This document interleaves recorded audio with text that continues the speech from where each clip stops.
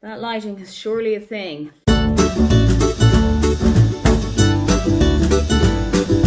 I'm back in Berlin. All of my books are over there, so I'm no longer running out of things to read. However, I have picked something, and I may have girl bossed a little bit too close to the sun this time. I'm reading Rosalind Palmer Takes the Cake. I'm about 14 pages into it, and I want to be finished with this by the time the Bake Off final is over. So Bake Off's final for this season, not forever, is tomorrow night, 9 o'clock my time here in Berlin. And this book is 400 and lots. 435 pages long. So that is roughly 210 pages a day. 217 pages a day. I don't think it's possible. Tonight, Cailey is having some reading sprints on her channel. I've got a couple of things that I need to do, kind of just being back in Berlin, admin, going grocery shopping, actually cooking dinner, cleaning the house up, all of the kind of stuff that you do when you come back from a holiday. So I do need to do that. But if I get the opportunity, I'm going to sit down with Rosalind Palmer and I'm going to read as much of it as possible. Is 217 possible in one day? Probably not. But let's see how it goes. I'm just about to finish my workday, after which I'm going to go grocery shopping, I'm going to cook dinner, and then I'm going to sit down with this book. We're going to call it 5 o'clock. Just to be on the safe side, we're going to call it 5 o'clock. So let's say that from now, I have 28 hours in which I need to finish this book.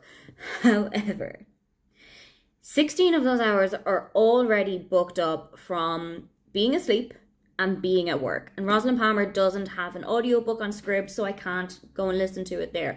I have to read this physically in about 10 hours. I feel like it's possible. I feel like it's doable.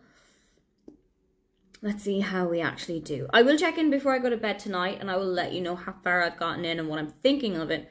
But I might be girl bossing a little bit too close to the sun with this one.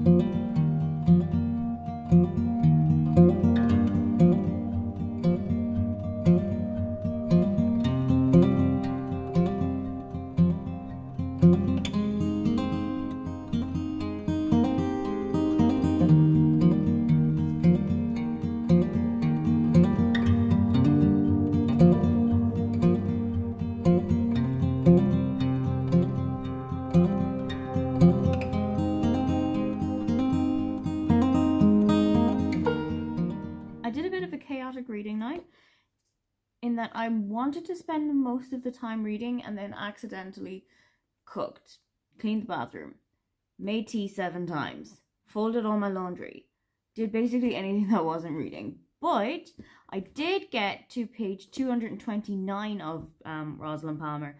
I am having a great time. I knew that this book would be really cozy vibes. I knew that this book would kind of be exactly what I was looking for at this time of the year, and it has delivered. It's got really great bisexual representation. It has got really funny dialogue. This book is actually incredibly funny and I am really enjoying it. It's also got the coziness and the warmth and the wholesomeness of Bake Off. And something that I particularly love is that when Mel and Sue were the presenters, if there was a baker who was having a really bad time, if they were crying, if they were upset in any way, Mel and Sue would crowd around them and just scream out expletives and brand names so that the footage couldn't be shown on TV. And there is a scene of that happening in this book, and it's so perfectly Bake Off. I did, however, miscalculate. I thought that the entire book, the whole thing of prose, was 435. It's not. It's about 417. So there's extra reading questions for reading groups, or there's a chapter of the next book and things like that that are dotted in. So I am a little bit ahead of schedule as to where I want to be for tomorrow night, which is good, because I'm not going to have as much time to read it tomorrow as I would have had today. If you've read this book, if you are from the UK or Ireland, or you know of UK Irish stand-ups, I'm going to say something and let's see if you agree with me. Harry in this book reminds me so much of Rob Beckett. Like, so much. And I don't think that they're physically anything at all similar. It's just the demeanour, it's how he carries himself, it's how he speaks. He reminds me so much of Rob Beckett. He really does. And that has just enamoured me so much more to him. I do have to go to sleep because it is 11:45 and I have got a busy work day tomorrow, but I'm gonna go back to this in the morning. I have just finished work for the day. I'm making dinner and then I'm gonna sit down on the reading chair over there and I'm not going to move until Bake Off starts, at which time I'm gonna go into this kitchen, get this cake, and I would have hopefully finished this book. I'm on page like 255 or something by now. I have only got like about 150 pages to go and I think I'm going to be able to do it.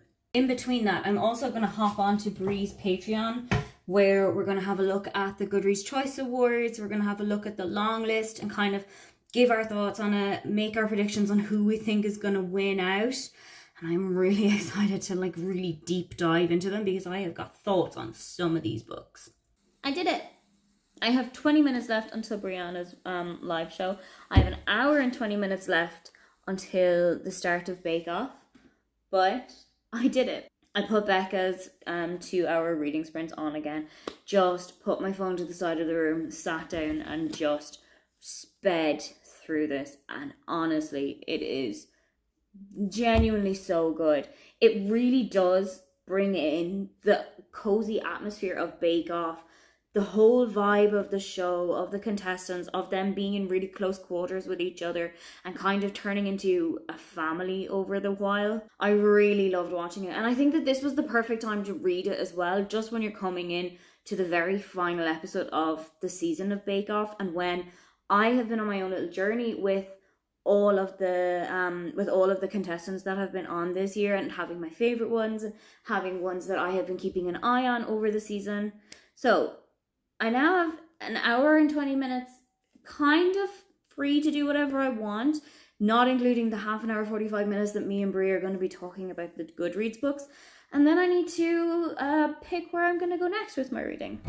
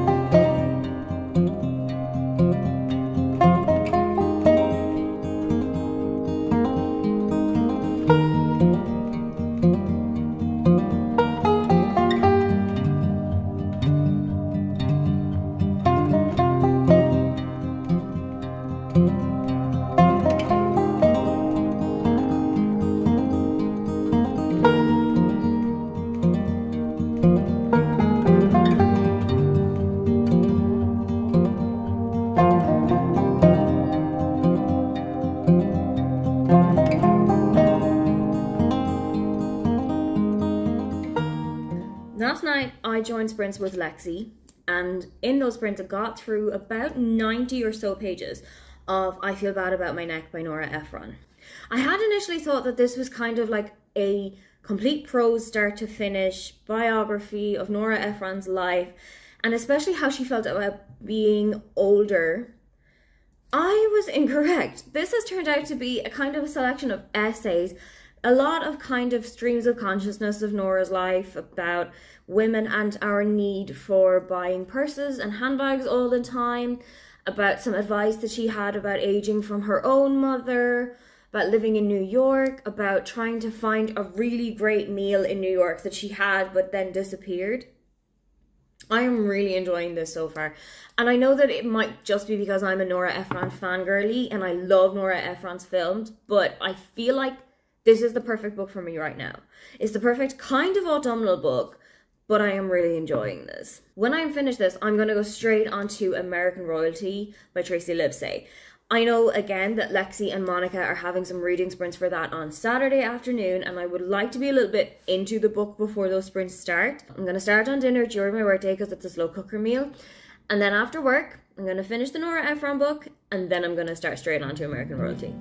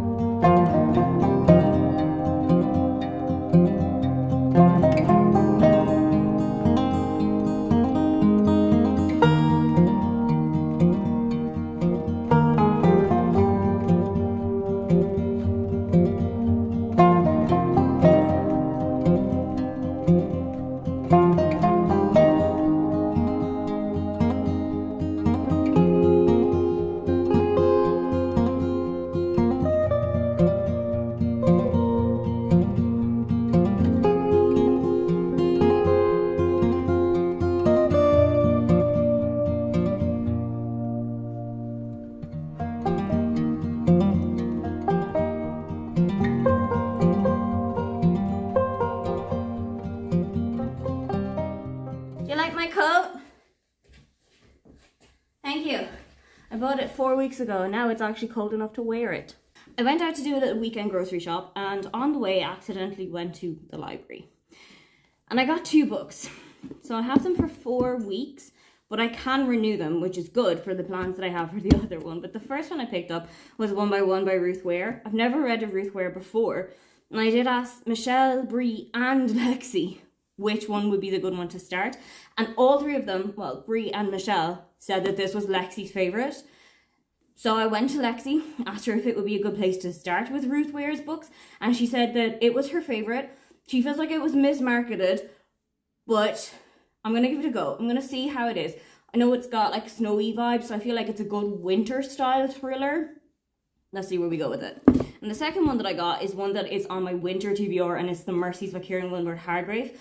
I have got a copy of it on my Kindle, but I also just think that it might be a good idea to actually sit by my parents' fire with like a cup of tea or hot chocolate or something warm and a blanket, and the book actually open on my lap rather than as a Kindle book.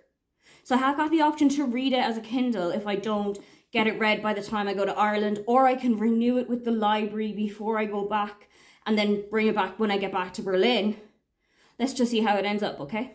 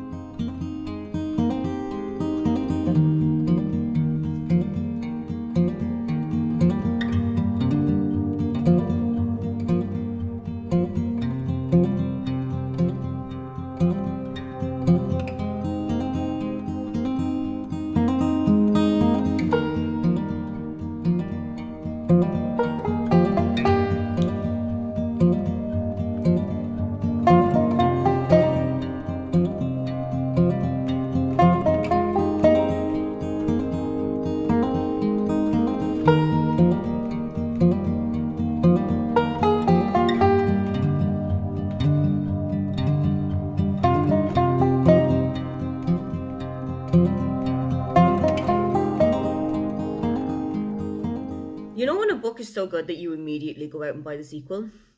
Well, a book was so good that I immediately went out and bought the sequel. I had a couple of points saved up on my points cards. So I said, you know what? I'll treat myself to a book, because that's how Christmas presents work, I believe. It's like an oxygen mask on a plane. You sort yourself out before you start sorting out the other people around you.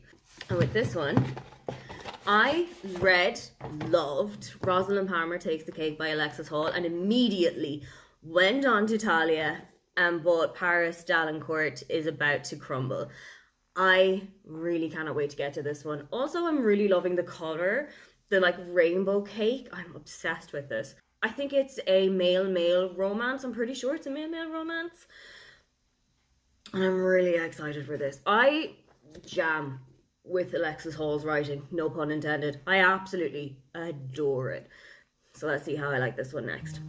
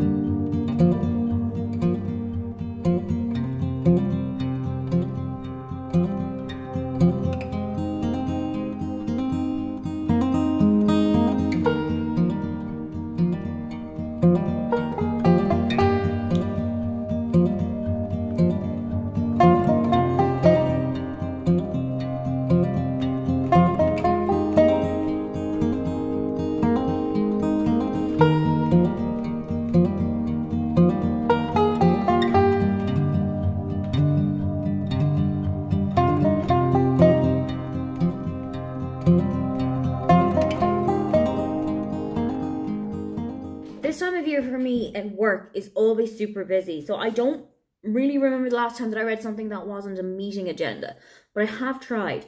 Today I really tried to get through a little bit more of American Royalty, and I'm gonna say something that might ruffle a few feathers. The comparisons and the parallels between this and the real life relationship of Harry and Meghan are striking. It almost hits you in the face. They're that obvious. That's not to say I'm not enjoying it. There's a lot about this book that I'm really enjoying. There is some forced proximity in here. There's some mutual pining in here. There's a scene that's made me realize that there is a trope in romance books that I really enjoy. Overall, I think it's just that I'm in a little bit too much of a busy state to actually read something, to sit down, to have maybe an hour or 2 hours of an evening every day to just sit down and read, because I've been on the go every evening this week. I've had to do something, and work has been so hectic that I haven't actually had the time to shut my brain off and relax. Tomorrow is Black Friday, so that is obviously going to be a really big day for us. But I was just on some sprints with Cailey for the last maybe 2 hours or so. Tomorrow I'm doing some more sprints with Brie when I'm finished work. And I'm hopefully going to have finished this as an audiobook during work, because Brie and I want to subject ourselves to minimum torture, and we want to read Love on the Brain while we're on these sprints. I've heard mixed reviews. I'm pretty sure she's also heard some mixed reviews of it too. I enjoyed The Love Hypothesis. I think she DNF'd it. So let's see how we are both going to get on with this book. It could all be great, or it could turn into a live streamed rant of us reading this book. I just got out of the shower, so we're going to deal with it. But for the second vlog in a row, I'm ending it with a book haul. That is terrifying news for my bank account, but great news for my own personal enjoyment. 2 of the books are kind of okay purchases because they are on my holiday rom-com-a-thon PBR, namely The Christmas Wish by Lindsay Kelk and A Merry Little Meet Cute by Judy Murphy and Sierra Simone.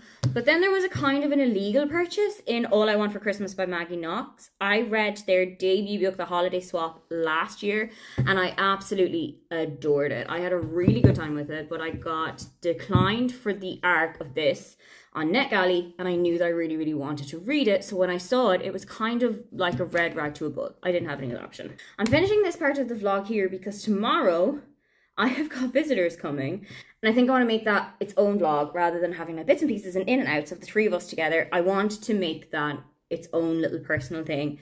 So you'll see me a little bit sooner again than the middle of the month. Don't forget to like and subscribe because I have new videos up every week. Now, get on out of here.